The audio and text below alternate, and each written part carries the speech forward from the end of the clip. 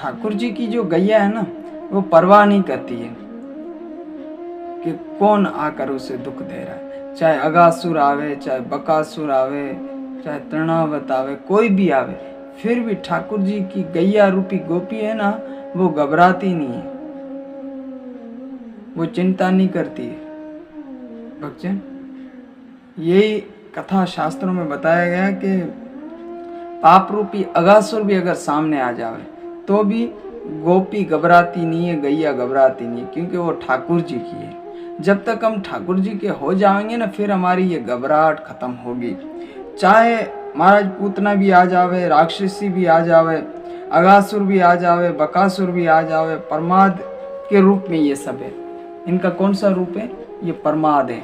हमारे जीवन में भी प्रमाद है, दुख के, कष्ट के, प्रलोभन के, प्रशंसा के, वाहवाही के, ये सारे अगासुर, बकासुर, पूतना रूपी राक्षस तो ये हैं। हम किसी के धन पर मरे जा रहे हैं, किसी का धन हमें आकर्षण कर रहा है, किसी की प्रशंसा हमें आकर्षण में ला रही है। ये सारे जो प्रमाद के रूप हैं, जो पाप के रूप है, ये हमें पीड़ा दे रहे हैं। इसलिए पीड़ा दे रहे हैं कि हम अभी तक गैया की तरह, गोपी की तरह ठाकुर जी के नहीं हुए।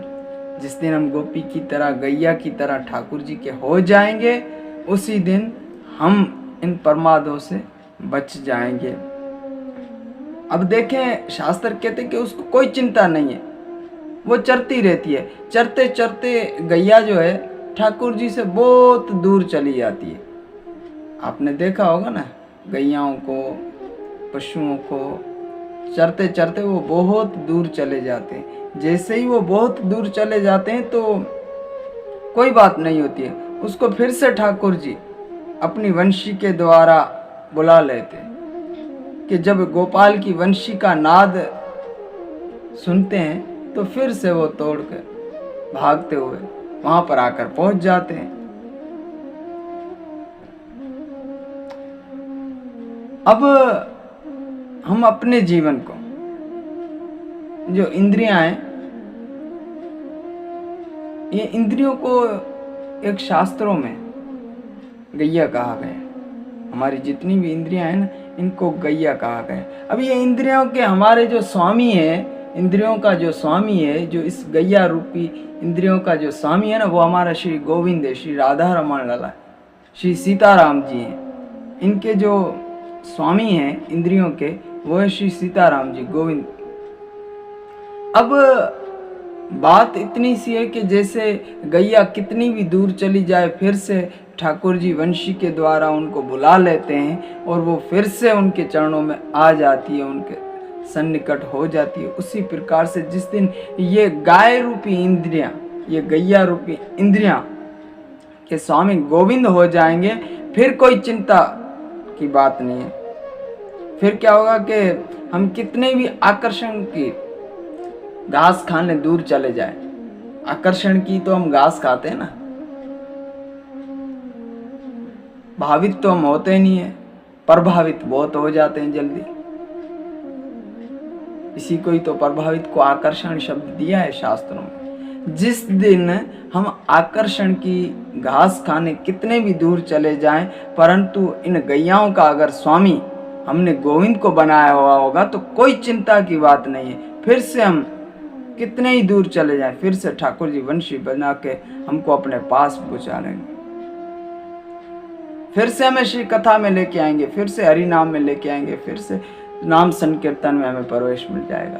अगर हमने अपनी इंद्रियों का स्वामी किसको बनाया है?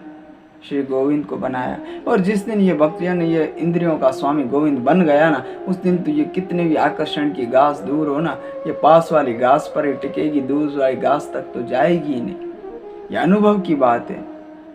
यही हमारे श्री गोविंद का परम स्वरूप है, यही हमारे श्री हरि का परम स्वरूप है। भक्तजन, स्वतंत्रता बहुत बड़ी मुश्किल है। आज का जीवन है ये स्वतंत्र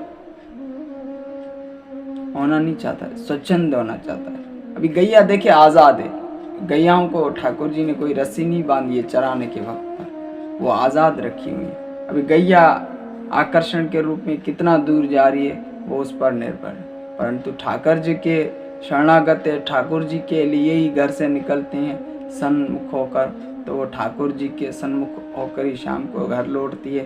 परंतु उठते वक्त गैया जैसे भगवान के साथ होती है, तो फिर ठाकुर जी शाम को भी उसको संभाल लेते हैं। उसी प्रकार से आपका जीवन और हमारा जीवन अगर आरंभ में ही भगवान के साथ जुड़ा हुआ होगा तो ठाकुर जी हमें ज़रूर संभाल लेंगे।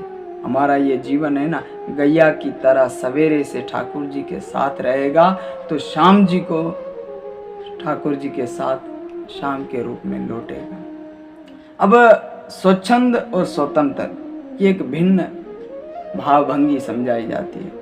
आज का जीव है वो स्वतंत्र होना चाहता है या स्वच्छंद होना चाहता है। स्वतंत्र किसे कहते हैं, स्वच्छंद किसे कहते हैं? स्वतंत्र होता है आजादी और स्वच्छंद होता है अपने मनमति से करना, मनमति से करना स्वच्छंद। भक्तजन, सनातन स्वतंत्र है या नहीं है ये एक अलग बात है। पाश्चात्य सनातन को स्वतंत्र बनाना नहीं चाहता है, सनातन को स्वच्छंद बनाना चाहता है। हमारे यहाँ पर जो लोग हैं वो स्वच्छंद बनाना चाहते हैं, स्वतंत्र नहीं बनाना चाहते। और ठाकुर जी की जो गैया है वो स्वतंत्र है, हम है ना स्वतंत्र रहे, स्वच्छंद होने का प्रयास ना करें। स्वच्छंद मतलब अपने आप को ठीक से रखना।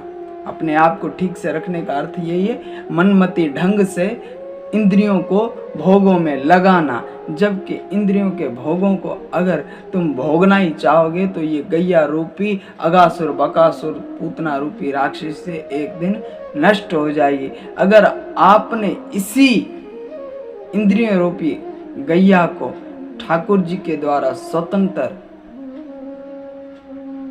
शरणागत रखा तो ठाकुर जी एक ना एक दिन उसको संभाल लेंगे और वहीं लेके जाएंगे जहाँ ठीक से उस गैया का पालन हो सके। भक्तजन, आँखों को देखना स्वतंत्र लगता है।